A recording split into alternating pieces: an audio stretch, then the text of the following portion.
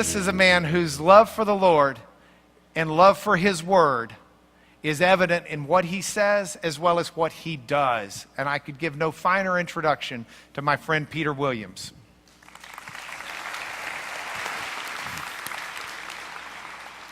Well, good evening, everyone, and thank you very much for coming out tonight. Thank you, Mark, for your kind words, certainly not underselling tonight. So thank you very much. He's sitting there on the floor. There is some room at the back there as well. What I want us to look at tonight is things that could be better known about the resurrection. I guess you could say that most things should be better known about the resurrection.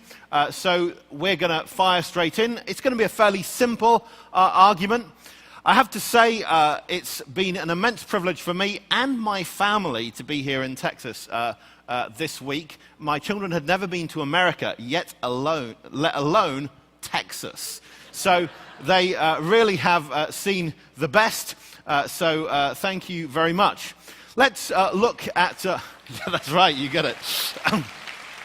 The basic outline we're going to have is we're going to begin by looking at some non-Christian accounts. And by the end of this, you're going to wonder what on earth it's got to do with the resurrection. But I want us to look at some of the accounts by non-Christians of how Christianity began. Then we're going to look at some Christian accounts, specifically of the resurrection, the empty tomb, and of the resurrection appearances.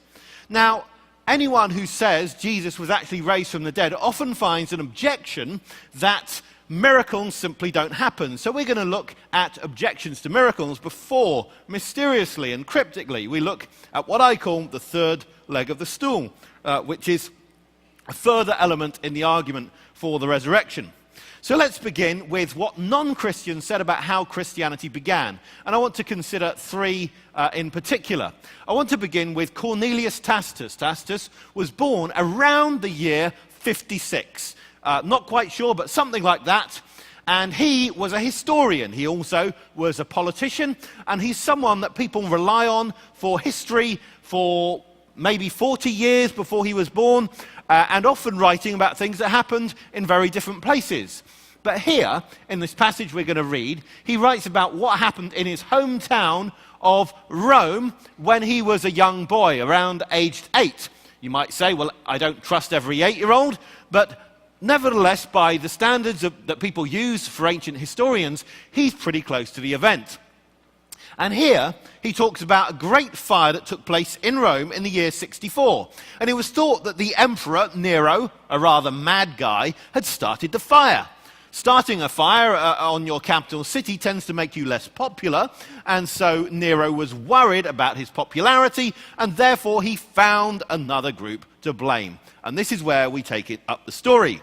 But neither help by humans, nor generous gifts from the emperor, nor all the ways of placating heaven could stifle the scandal or dispel the belief that the fire had taken place by order. That means order of Nero. Therefore, to scotch the rumour, Nero substituted as culprits and punished with the utmost refinements of cruelty a class of men loathed for their vices, whom the crowd called Christians. We're just going to pause there. The crowd called Christians. The word Christian occurs in the New Testament how many times? Does anyone know how many times it occurs? Not twice, thrice, that's right. 3 times it occurs.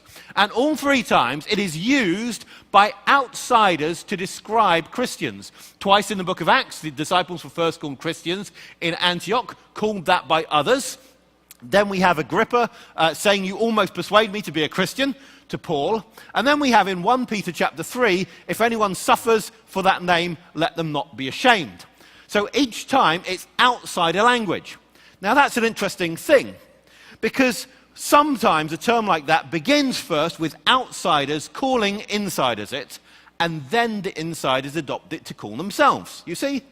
So, for instance, Quakers were first called Quakers by non-Quakers. It was an insult. Then the Quakers adopt it for themselves. Methodists were first called Methodists as an insult by outsiders. Then they adopt the term for themselves. And it's exactly the same with Christians. But notice here what we have in Tacitus, that it is the crowd that calls people Christians. That agrees exactly with what we have in the New Testament, showing us, by the way, that the New Testament documents come from the earliest stage before Christians had started calling themselves Christians. You see?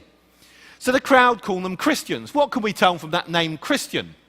Well, Christian comes from people who follow Christ, or Christus as the Latin word is.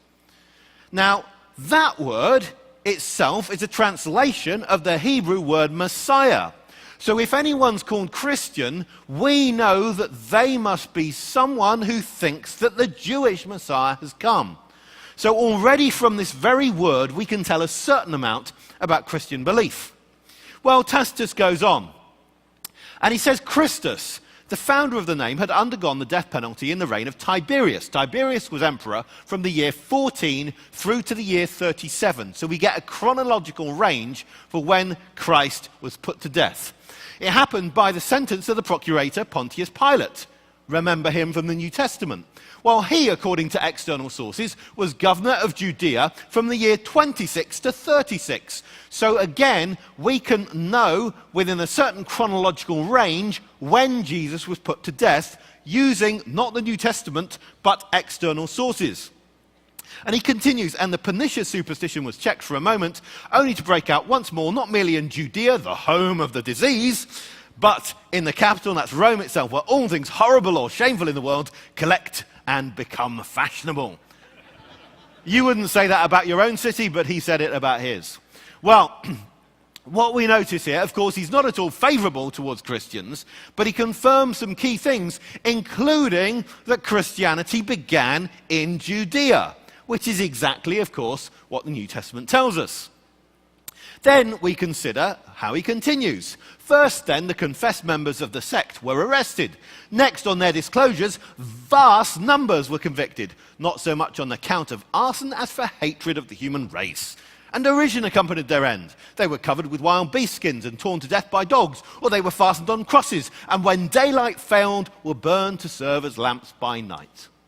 So you can see a little bit from this. We can see a certain amount that agrees with the New Testament, and we can also see that it was very difficult to be a Christian. Notice that thing in that last slide, that he talks about vast numbers being arrested. Just the Christians that were known about by Nero constituted vast numbers, and this is within 30 or 35 years of the beginnings of Christianity. Christianity has spread all the way from Judea to Rome in that short time, and there are many, many Christians. Now, what has that got to do with the resurrection? Precisely this. Knowing how far and how fast Christianity spread is part of the background knowledge that we need to use when we come to judge whether it would have been possible for the story of the resurrection to have been made up later. And my view is this, that the further Christianity had spread, the more people had become Christians, the more you require a belief like the resurrection right up front to explain how it became so popular.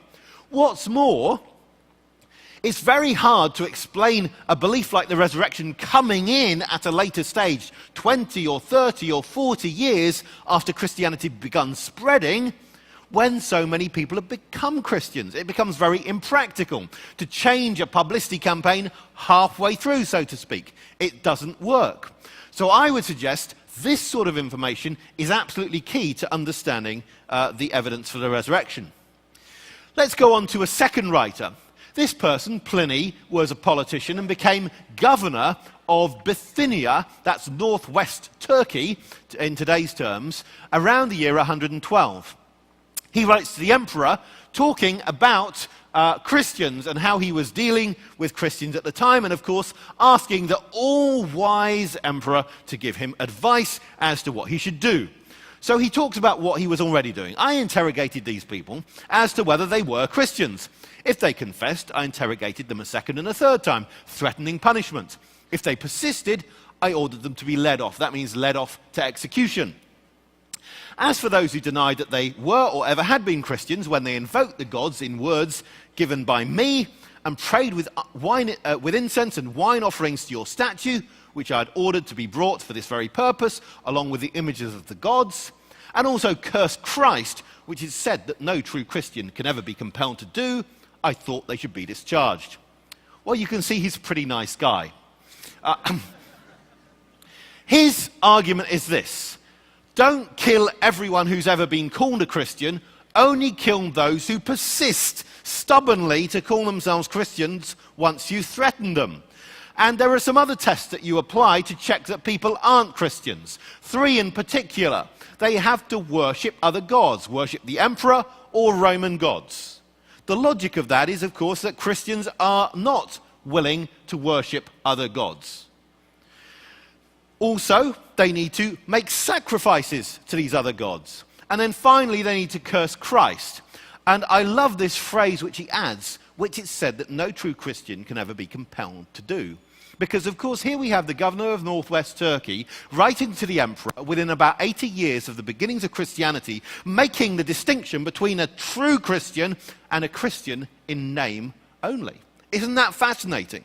Within 100 years of it starting, of course, there are today, and there were back then, people who are Christians in name, and here we see that he's making the distinction, of course, having learnt that from Christians themselves. This is a slightly later stage from what we saw in Tacitus, where it's outsiders who call people Christians. Now, Christians at this stage, by the year 112, are willing to call themselves Christians, and also there are some people who are wanting to call themselves Christians even though they're not true Christians.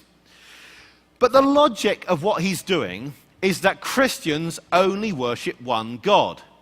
Now that's an interesting thing, because we know that Christianity began as a messianic movement. That's the whole idea. Christ equals Messiah. We know it began in Judea. We know from the New Testament, but we also know from other sources that Christianity began as a Jewish movement. Now let's just think about this. How many gods do Jews believe in? One. That's right. Jews only believe in one God. That's pretty important, because the logic behind this is you only worship that one being. That's going to be important when we see how the passage continues. He talks about a document which named people as Christians, denounced them as Christians, and said this: others named in the document said that they were Christians, but later denied it, saying that there had been, but they'd ceased 3 years ago, or many years ago, or even as much as 20. And so he then continues with what people who had ceased to be Christians described as going on in a Christian meeting. 3 years or even 20 years before. Well, let's think about that. If he's writing in the year 112, 20 years before gives us approximately the year 92. So here what follows is a description of a first century Christian meeting according to people who have renounced the Christian faith. Let's read about it. They said that this had been the full extent of their guilt or error. They'd been accustomed to meet on a fixed day before dawn. Great time to have a church meeting. Well, I guess if you've got slaves in your congregation, you better begin before they start work. And to sing antiphonally, that's one group to another, a song to Christ as to a God, and to bind themselves by an oath, not to some crime, but rather not to commit theft, robbery, or adultery, not to break their trust, and not to refuse to return a pledge when asked to do so. So a great emphasis on honesty we have in this meeting as well. But notice that they are singing to Christ as to a God. Now this document is in Latin, and there is no Latin word a, so it could be as to a God or as to God. We don't really know, but what we do know this is that Jews only worship one God. The logic of the first bit of the quotation is that they would only worship, the Christians would only worship one being. They won't just worship the emperor.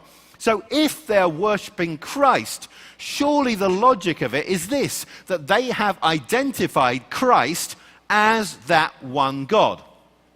Now, some people have a view of how worshipping Christ arose, that it arose over a long period of time. Some sort of telephone game version. Now, I talked about the telephone game last year for any of you who are there who have seen that video. But the basic idea is this, that gradually over time people had more and more exalted views of Christ. And so at first they thought he was a very special person, then a very, very special person, then a very, very, very special person, then a very, very, very, very special person, and then halfway to God, and then a